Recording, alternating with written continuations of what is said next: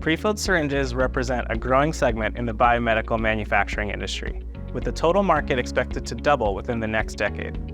ISO 11040 is the industry standard for evaluating the performance of prefilled syringes, both the finished device as well as its individual components.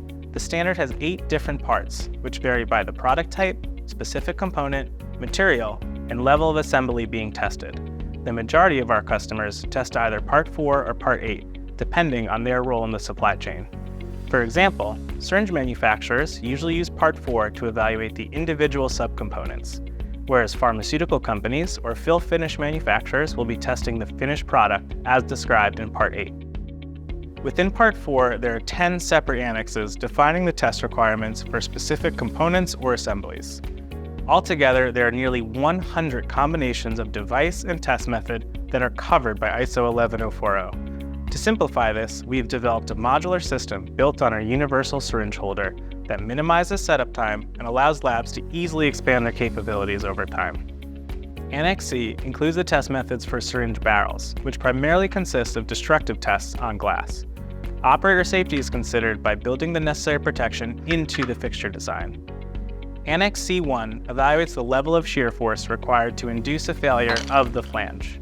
This test is especially relevant for auto-injector manufacturers, as the internal power pack can impart significant forces on the flange during activation. The primary result is the maximum force recorded, which can often range from 100 to 300 newtons depending on the material. Annex C2 evaluates the level of shear force required to induce a failure of the Luer cone of the syringe. This is important for assessing the device's ability to withstand side loading, often present when attaching a connector. The fixturing has the necessary features to support testing stake needle devices as well. The primary result is the maximum force recorded and can range from 250 to 300 newtons. Annex E discusses break loose and glide force, which provide insight into the force profile associated with using this syringe. In Part 4, this test is done with an empty syringe to primarily evaluate the internal barrel coating performance. While technically equivalent, the Part 8 test uses a filled syringe to better understand the drug-device interaction.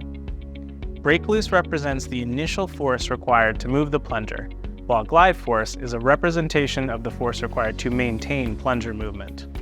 The force profile should be relatively smooth, with no spikes in the glide region indicating stick-slip events or uneven coating application. Annex F discusses the force profile for needle penetration. This is only applicable to stake needle devices where the needle is a part of the complete system. Luer-connected needle hubs are covered by ISO 7864. The penetration force is intended to ensure consistency in needle sharpness and characterize its performance. While the standard provides no guidance, ISO 7864 is a good reference for industry-accepted substrates to be used with the testing. Testing will typically require a smaller load cell, as the maximum loads can be under 5 newtons. Annex G discusses testing associated with the closure systems of the prefilled syringe, which can include stake needles, rigid needle shields, Luer collar adapters, and tip caps. Annex G1 discusses the forces required to pull out a stake needle from the syringe. This force will ensure sufficient and consistent bonding between the needle and the syringe. Holding on to the needle without slippage can be a challenge, but side-acting grips with flat faces have been found to provide the ideal clamping force. Annx G2 evaluates the closure system by applying a set amount of pressure to a closed system and visually determining if there is any leakage present. In Part 8, the test is modified to apply a permanent seal on the device and evaluate the burst pressure associated with destructive failure. The fixturing is equivalent in both cases with different end-of-test criteria. Annx G3 evaluates the forces required to pull the Luer lock adapter collar off of the syringe tip.